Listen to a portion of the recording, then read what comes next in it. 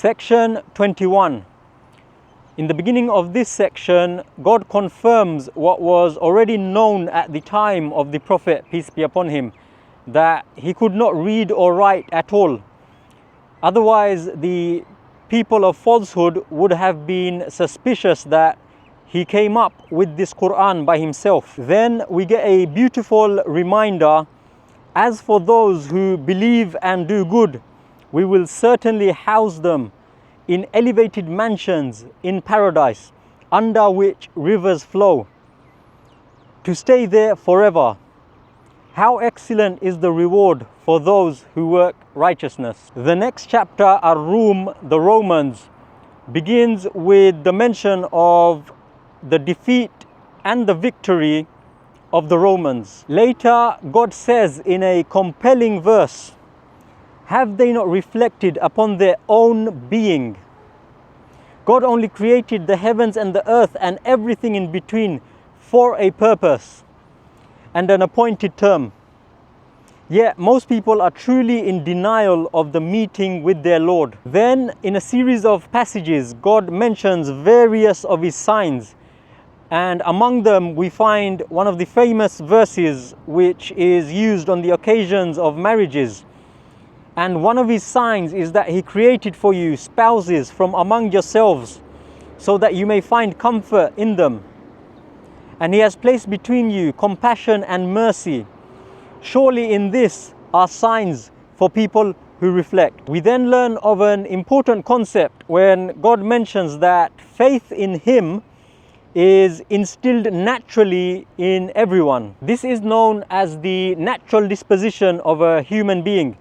Meaning to say that when every person was born, they were born as a Muslim, which, as we've mentioned before, literally means one who submits to God. This is why when people accept Islam, they are sometimes referred to as reverts rather than converts, because they were born a Muslim, they went on a different path, and then they reverted back to being a Muslim. The next chapter is named after Luqman, a wise man, which also begins by God saying, these are the verses of the book, rich in wisdom. God also reminds us, he created the heavens without pillars, as you can see, and placed firm mountains upon the earth so it does not shake with you, and scattered throughout it all types of creatures. And we send down rain from the sky, causing every type of fine plant to grow on the earth. Then we learn about the story of the man of wisdom, Luqman, and his advice to his son. We also find here the command from God to honor your parents. Later, we come to a beautiful verse where God says, if all the trees on earth were pens, and the ocean were ink, refilled by 7 other oceans, the words of God would not be exhausted. Surely God is almighty, all-wise. Then some verses later, we find a compassionate call to humanity.